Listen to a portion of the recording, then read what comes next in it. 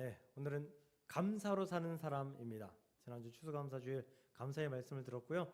오늘 한 번 더 감사의 말씀을 듣도록 하겠습니다. 저는 요즘 노력하는 게 있습니다. 불평하지 않기. 목사님에도 불구하고 생각보다 많은 불평을 하고 있다는 것이 느껴졌어요. 그래서 불평하지 않아 보려고 애쓰고 있습니다.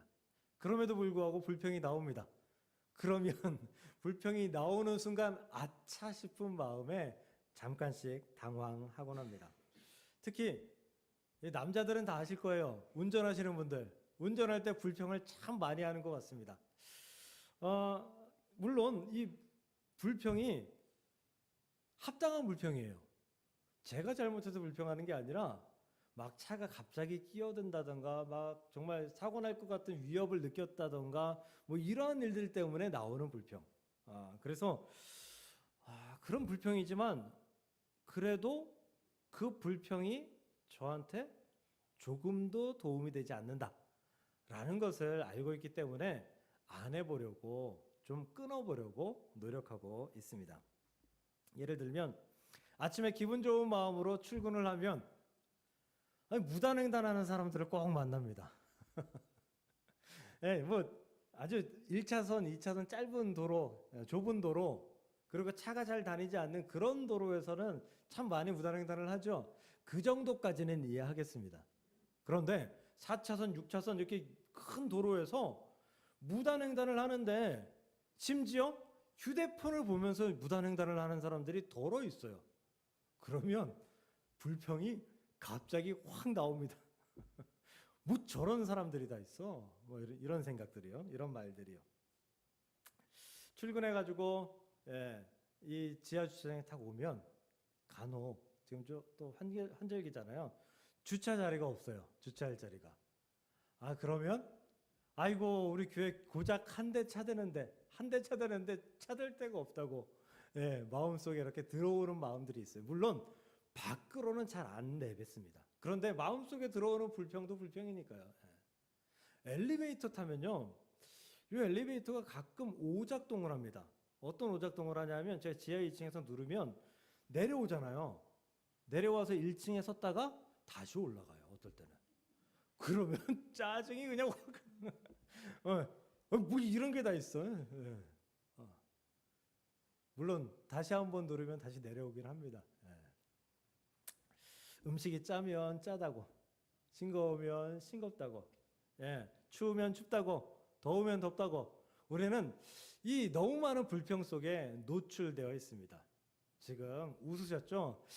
야, 목사가 돼가지고 참 불평을 많이 한다 싶은 생각으로 웃으셨나 싶은데 저만 그런가요? 아마 대부분 다 그러실 거예요. 물론 말로 표현을 많이 안 하더라도 마음속에 들어오는 불평들은 아마 상당히 많이 느낄 거라고 생각합니다. 며칠 전에 이마트 고객센터를 갔어요. 저희 지방에서 제가 지금 회계를 맡고 있는데 그 신세계 상품권이 좀 남은 게 있어요. 근데 그걸로 책을 사서 목사님들을 나눠드려야 되는 게 있는데 이걸로 책을 살 방법이 없는데 알아보니까 뭐 포인트를 전환해서 뭐 이런 복잡한 방법이 있더라고요. 그래서 가서 포인트를 전환하기 위해서 갔어요. 번호표를 뽑고 기다리다가 제 순서가 돼서 포인트를 전환하고 있는데 한 아주머니께서 제 오른쪽 옆으로 딱 오시더니 번호표를 착 내밀고 내가 먼저 왔으니까 나 먼저 해줘야지 이러시는 거예요. 물론 저한테가 아니라 직원한테요. 저보다 빠른 번호예요. 근데 어디 갔다 오셨나 봐요. 화장실을 다녀오셨거나 아니면 이마트니까 장을 좀 보고 오셨거나. 근데 그 직원이 정중하게 이야기합니다. 안내판을 가리키면서 여기 적혀 있듯이 순서가 지나면 번호표를 다시 뽑으셔야 됩니다. 이해하시죠? 우리 목동사랑교회 성도님들은 다 거룩하시고 차분하셔서 다 다음 번호 뽑으실 텐데 그분은 우리 교인이 아니더라고요. 그분은 아니 내가 먼저 왔는데 대한민국 아주머니들 많이 그러잖아요. 번호표가 여기 있는데 그래서 계속 따지시더라고요. 그냥 제가 이 아주머니 먼저 해주시라고, 아주머니 해주시고 저 해달라고 양보하면서 일단락 되었습니다. 우리는 참지 못하는 세상을 살아가고 있어요. 사람들이 조금도 안 참아요. 참 많이 불평하는 세상에 살아가고 있습니다. 뉴스를 켜면 부정적인 소식, 또 사람들과의 환경과 나의 환경을 비교해 보면 좀 초라해지고 답답한 나의 모습 때문에 비교하고 불평하는 그런 세상을 살아가고 있습니다. 그래서 우리는 너무도 쉽게 불평에게 우리의 마음의 자리를 내어주곤 합니다. 불평과 불만은 상황이 좋지 않기 때문에 생겨나는 감정입니다. 상황이 좋으면 불평할 일이 없죠. 그렇죠? 예, 기분 좋은데 뭐하러 불평을 합니까? 불평할 이유가 없습니다. 그러나 상황이 좋지 않아도 불평하지 않을 수 있습니다. 오히려 감사할 수 있습니다. 왜냐하면 어떤 방법이냐 하면 그 불평의 상황에 내 시선을 두지 않고 불평을 넘어서 나와 늘 함께 하시는 저 하나님께 내 시선을 두면 불평이 아닌 그 불평의 상황에서도 감사할 수 있다는 것이죠. 저는 연예인들을 별로 좋아하지 않아요. 가식적인 모습도 참 많고요. 예, 그리고 연예인들 그 스캔들 터지는 것들을 보면 참, 저 사람들 참 그렇다라는 생각들을 많이 하기 때문에 별로 좋아하진 않아요. 근데 저도 뭐 이분을 뭐 좋아하고 뭐 이런 건 아닌데 TV에 나오는 모습을 보면 참 성품이 좋은 것 같더라고요. 그 젊은 분인데 김우빈 씨라고 키도 크고 잘생기고 참 독특하게 잘생겼죠. 그 친구는. 예. 성품도 좋고 그래서 참 괜찮은 사람 같다라는 생각을 하는데 다 아시죠? 그분이 그 암에 걸렸다가 회복하고 있는, 완전히 회복했는지는 모르겠는데 회복한 그런 분인데요. 비인도암이라 그래서 이 코 뒤쪽의 공간에 암세포가 있는 그러한 병이에요. 물론 죽는 병은 아니에요. 회복할 수 있는 병이에요. 근데 보다 보니까 그분이 그 암에 걸린 이후로 매일마다 5가지의 감사의 내용을 일기로 적기로 시작했다고 합니다. 지금도 적는데요. 참 좋은 그런 어떤 삶의 방식인 것 같아요. 아마도 불평보다 감사하는 것이 자신에게 훨씬 더 유익하다라는 것을 일찌감치 깨달았기 때문이 아닌가 생각합니다. 암에 걸린 게 무슨 감사할 일인가요? 그 상황은 불평을 해도 불평을 하면서 울고 불어도 모자랄 그러한 상황입니다. 그러나 감사합니다. 그가 감사했기 때문에 뭐 병을 나았다 이런 이야기를 하려고 하는 것이 아닙니다. 그가 감사했기 때문에 그의 병이 뭐 회복되진 않았어도 그의 마음은 아마도 180도 회복되었을 거라고 생각을 합니다. 감사는 사람의 마음을 바뀌게 하고요. 행동을 바뀌게 합니다. 오늘 본문인 골로새서, 이 골로새서는 바울이 옥중서신, 감옥에 있을 때 아무 죄도 없는데 복음을 전한다는 이유로 감옥에 있을 때 그때 쓴 편지예요. 그러면 감옥에 있을 때 쓴 편지가 그 불행했을 때의 편지가 얼마나 유익한 편지가 되겠어요. 그런데 그렇게 유익한 편지를 쓰면서 더불어서 감사해라, 감사해라, 감사해라 라고 말씀하고 있다는 거죠. 불평의 자리에서 감사를 찾았던 사도 바울을 배우며 오늘 말씀을 통해서 우리에게 은혜와 도전이 있기를 주님의 이름으로 간절히 축복합니다. 우리는 가끔 마음의 요동침을 경험합니다.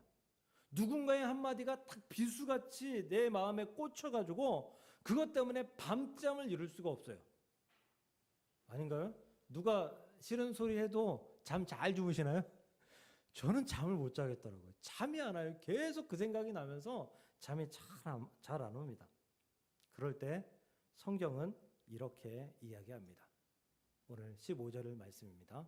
그리스도의 평강이 너희 마음을 주장하게 하라. 너희 마음을 그 불평과 불만, 그 비수와 같은 말에 너희 마음을 내어주지 말고 누구에게 내어주라? 그리스도의 평강에게 너희 마음을 내어주라라는 거예요. 이 주장하다라는 말 있죠. 이 단어는 헬라어로 브라비에토라고 하는 단어인데요. 경기장에서 심판들이 주로 심판들에게 사용하던 말이에요.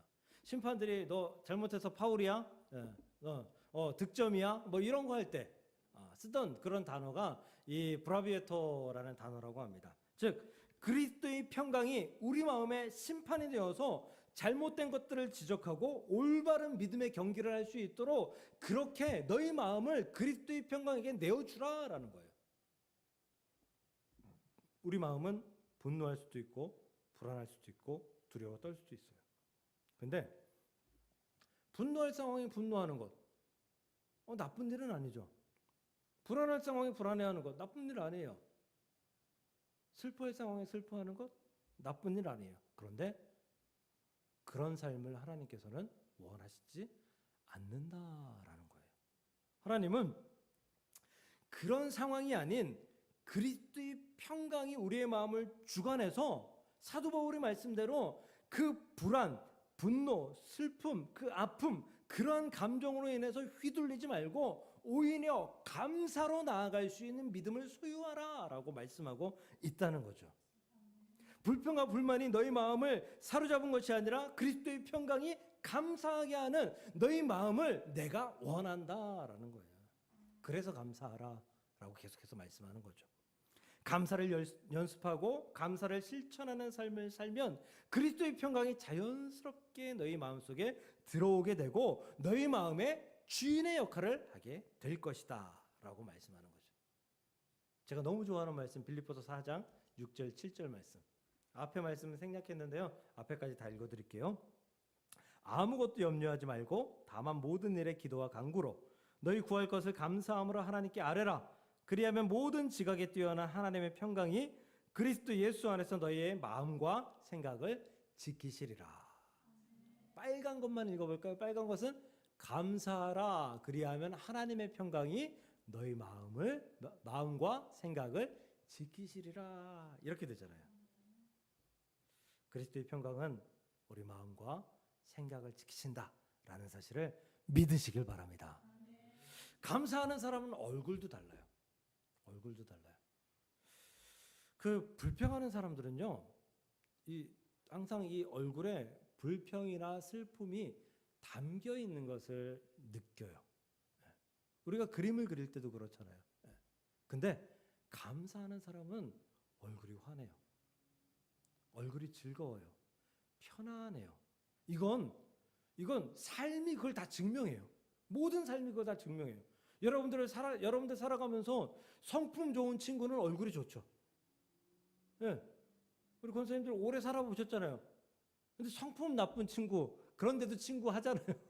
그 친구들은 얼굴이 이 주름이 벌써 좀 세게 못됐다라고 얘기하기 좀 그렇지만 좀 세게 새겨져 있는 것을 좀 볼 수가 있어요. 감사하는 사람은 얼굴부터가 다르다라는 거예요. 감사가 축적되어서 그리스도의 평강이 깃든 얼굴을 갖게 된다. 아까 찬양한 것처럼 오늘 숨을 쉬는 것 감사, 이런 삶을 사는데 숨을 쉬는 것 감사하고 내가 걸어가는 길을 감사하고 내가 그저 앉아있는 이 자리를 감사하고 모든 것에 감사하는데 그 얼굴이 악할 수가 없죠. 그 얼굴이 평안할 수밖에 없습니다. 이 분노와 이 감사를 아주 동시에 느낀 그 믿음의 선지자 중에서 하박국이라고 하는 선지자가 있어요. 하박국. 이 하박국 선지자는 북이스라엘의 멸망을 바라보며 하나님한테 어떻게 그럴 수 있어요? 따졌던 사람이에요. 하나님한테 따졌어요. 뭐라고 따졌냐면 왜 저 악한 나라가 아수르라는 저 악한 나라가 그럼에도 불구하고 하나님의 백성이라고 하는 사람들이 있는 이 이스라엘을 멸망하게 하나님께서 계획하시나이까? 어떻게 그럴 수가 있습니까? 당신이 우리 하나님 맞습니까? 하나님께 따져 물었어요. 사실 맞죠. 아수르라는 그 나라에는 하나님을 믿는 자가 아예 없어요. 북이스라엘은 아무리 타락했다고 해도 아무리 우상숭배를 한다고 해도 그 중에 몇몇은 하나님을 신실하게 믿는 사람이 있을 거 아니에요. 그럼 하박국 선지자의 말이 맞죠. 그 사람들을 위해서라도 아수르를 통해서 멸망시키는 것이 말이 안 되는 일이죠. 하나님께서 하박국 2장을 통해서 하박국에게 이러한 저러한 말씀들을 하십니다. 그러자 하박국 3장에서 하박국은 달라집니다. 하박국 3장 마지막이 어떻게 되죠? 찬양으로 가도 쉽죠? 무화과 나무 잎이 마르고 포도 열매가 없으며 감람나무 열매 그치고 논밭에 식물이 없어도 우리의 양떼가 없으며 외양간 송아지 없어도 그 다음에요. 난 여호와로 즐거워하리 난 여호와로 즐거워하리 난 구원의 하나님을 인해 기뻐하리라. 할렐루야. 이렇게 바뀌었다고요. 앞에 있는 고난, 앞에 있는 분노, 슬픔을 바라볼 때에 하박국 선지자는 하나님한테 손가락질하면서 따졌던 사람이에요. 그런데 그 시선을 하나님의 말씀을 듣고 하나님께로 딱 돌렸을 때 어떻게 되었다고요? 난 여호와로 인해 즐거워하겠습니다. 기뻐하겠습니다. 상황이 바뀌었나요?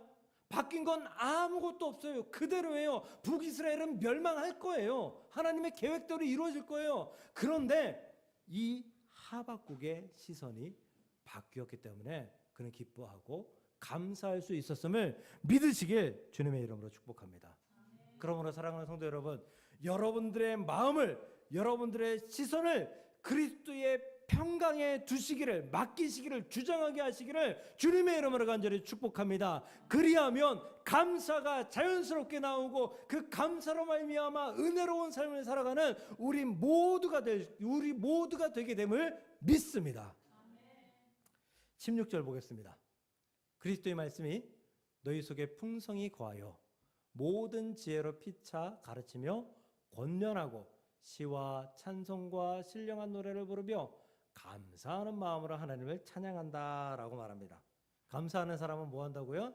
찬양한대요. 하나님을 찬양한대요. 우리 너는 그리스도의 향기라, 성경에도 있고 찬양도 하고 그러죠. 감사하는 사람의 말에는 향기가 납니다. 근데 불평하는 사람의 말에는 악취가 납니다. 우리가 냄새가 좋으면요, 그 냄새를 계속 맡고 싶어요. 나에게 좋은 말을 해주고 나에게 유익한 사람의 말들은 내가 계속해서 듣고 싶잖아요. 그러니까 그게 좋은 향기라는 거예요. 근데 만나면 투덜거리는, 만나면 불평하는 그런 사람들의 말은 몇 번은 들어주죠. 몇 번은 괜찮죠. 근데 그게 계속되면 내게 옮겨집니다. 듣기가 싫어요. 듣기가 싫어요. 피하고 싶어요. 왜? 악취가 나기 때문에. 냄새가 나기 때문입니다. 말은 단순히 의사소통의 수단이 아니라 영혼의 온도계입니다. 그 사람이 무엇을 말하느냐에 따라서 그 사람에게 무엇이 채워져 있는지를 보여줍니다. 그것이 말이라는 것입니다. 그래서 바울은 그리스도의 말씀이 거하는 자에게는 시와 찬송과 신령한 노래가 그 입술을 통해서 그 말로 나오고 그 언어로 나오고 그러한 언어를 바탕으로 감사의 말과 감사의 삶을 살아갈 수 있다고 말하고 있는 거예요. 즉 그리스도의 말씀 안에 거하는 자는 그리스도의 말씀과 닮은 말을 하고 그 말은 감사의 뿌리를 둔다라고 말씀하는 거죠. 또 그리스도의 말씀이 거하는 자는요, 그 언어는요, 나와 다른 사람을 변화시킵니다. 어떤 목사님께서, 제가 예화집에서 본 건데요, 어떤 목사님께서 심한 아픔을 겪으셔서 뭐 재정 때문인지 아니면 뭐 어떤 상처 때문인지 아니면 뭐 교회의 어려움 때문인지 목회를 이제 그만두시려고 결심하고 하나님께 작정 기도를 계속하고 있던 중이었습니다. 이제 마지막 기도를 하고 그리고 이제 내가 사임을 하고 목회를 그만둬야겠다라고 했을 때 성도님에게서 문자 한 통을 받았다고 합니다. 짧은 문자 한 통. 그 짧은 문자 한 통에 뭐라고 적혀 있었냐 하면, 목사님, 당신의 설교로 제 인생이 이렇게 바뀌어 있습니다. 감사합니다. 이거 뭐 별거 아니잖아요. 그냥 예배 끝나고 목사님 오늘 설교 은혜 받았습니다. 이거랑 뭔 차이 있어요? 근데 이 짧은 한마디가, 이 간단한 한마디가 새로운 목회를 할 수 있는 원동력이 되었다라고 고백하시더라고요. 그리스도의 말씀을 바탕을 둔 그 언어는 놀라운 힘이 있습니다. 그 놀라운 힘으로 말미암아 감사를 표현하며 살아갈 수 있기를 주의 이름으로 축복합니다. 그 감사의 한마디가 누군가의 영혼을 살릴 수가 있고 누군가의 생명을 살릴 수 있음을 믿으시고 감사의 언어가 여러분의 입술을 주장할 수 있기를 주님의 이름으로 간절히 축복합니다. 마지막 세 번째 17절입니다. 또 무엇을 하든지 말이나 이래나 다 주 예수의 이름으로 하고 그를 힘입어 하나님 아버지께 감사하라. 무엇을 하든지 감사하라. 말이나 이래나 감사하라. 하나님 아버지께 감사하라. 이 말씀은 이거랑 비슷하지 않아요? 범사에 감사하라. 이것이 그리스도 예수 안에서 너희를 향하신 하나님의 뜻이니라. 비슷하죠? 네. 데살로니가 전서 5장 18절의 말씀. 네. 범사, 여기서 나온 범사는 헬라어 판타라고 하는데요. 모든 상황을 이야기합니다. 기쁜 일, 기쁜 상황, 고난의 상황, 슬픔의 상황 다 표현하는 거예요. 그러면 하나님은 왜 우리한테 모든 상황에 감사하라고 할까? 그것은 감사가 상황의 결과가 아니라 믿음의 선포이기 때문입니다. 나는 감사합니다. 선포하는 거라는 거예요. 상황 때문에 내가 이 상황 때문에 감사합니다가 아니라 나는 믿음 때문에 감사합니다 라고 선포하는 삶을 살아야 한다라는 거예요. 그래야지 범사에 감사할 수 있게 된다라는 말씀인 거죠. 모든 상황에 감사하는 것은 내게 감사할 수 있는 믿음이 있습니다 라고 선포하는 것과 동일하다라는 거죠. 대표적인 인물이 욥이에요. 욥. 당대의 의인, 최고 부자, 모든 재산과 가축, 심지어 10명의 아들, 딸 다 잃어버렸던, 한순간에 잃어버렸던, 그럼에도 불구하고 하나님을 찬양했던, 아까 그렇게 찬양했잖아요. 모든 상황 속에서 주를 찬양할지라. 이게 욥의 고백이라고 생각하면 이게 얼마나 큰 고백이에요. 아들, 딸 10명을 다 잃었는데 재산은 차치하고 아들, 딸 10명을 다 잃었어요. 근데 모든 상황 속에서 주를 찬양하겠습니까? 찬양하겠다고 하잖아요. 그리고 후렴에 뭐라 그래요? 내 영혼이, 내 마음이 확정되었사오니 나는 믿음의 눈을 들어서 주님만 바라보겠습니다 라고 선포하잖아요. 이것이 바로 우리가 감사할 수 있는 믿음, 감사의 선포다라는 겁니다. 우리는 때로 직장에서, 가정에서 예상치 못한 슬픔, 아픔을 겪고 감사하지 못할 때가 있습니다. 감사를 잃어버릴 때가 있습니다. 그러나 믿음의 사람은 항상 감사해야 한다라는 사실을 기억하시고 감사를 잊지 않는 삶을 살아갈 수 있기를 소망하고 축복합니다. 스펄전 목사님 아시죠? 찰스 스펄전 목사님. 아주 설교의 대가. 이 목사님께 한 청년이 찾아와서 이렇게 고백했다고 합니다. 목사님, 저는 좋은 일이 있을 때는 감사할 수 있어요. 이 말은 뭐예요? 좋지 않은 일이 있을 때 감사가 잘 안 돼요. 이 말이죠. 스펄전 목사님께서 미소 지으면서 이렇게 말씀했다고 합니다. 자네가 하는 감사는 감사가 아니라 반응이야. 진짜 감사는 감사할 내용이 보이지 않을 때, 하나님을 믿을 때 나오는 게 진짜 감사야. 진짜 감사를 할 수 있기를 축복합니다. 감사로 사는 사람은 어떠한 상황에서도 하나님을 신뢰하기 때문에 감사하는 거예요. 상황 때문에 감사하는 게 아니라 하나님 때문에 감사하는 거예요. 하나님이 나를 구원하셨고 하나님이 나와 함께 하시고 하나님이 나를 지금도 지켜주시는데 우리가 어떻게 감사하지 않고 살아갈 수 있겠습니까? 감사로 살아가고 감사 때문에 살아가고 하나님의 놀라우신 음성 때문에 살아가는 우리 모두가 될 수 있기를 주의 이름으로 축복합니다. 말씀 정리합니다. 사랑하는 성도 여러분, 우리는 오늘 말씀을 통해서 감사가 상황이 아니라 믿음의 표현이고 선포다라는 말씀을 들었습니다. 그리스도의 평강이 내 마음의 주인이 될 때 나는 감사를 잃지 않고 살아갈 수 있다라고 배웠습니다. 그렇게 살아갈 수 있기를 축복합니다. 하나님은 감사로 사는 사람을 통해 그 가정과 일터와 그 교회를 변화시키고 지키신다는 사실을 기억하시고, 나의 감사가 나의 가정을 변화시키고, 나의 감사가 우리의 교회를 변화시키고, 나의 감사가 우리의 교회를 부흥시킨다라는 사실을 기억하시며 감사로 살아가는 사람, 감사로 충만한 사람들이 될 수 있기를 주님의 이름으로 간절히 축복합니다.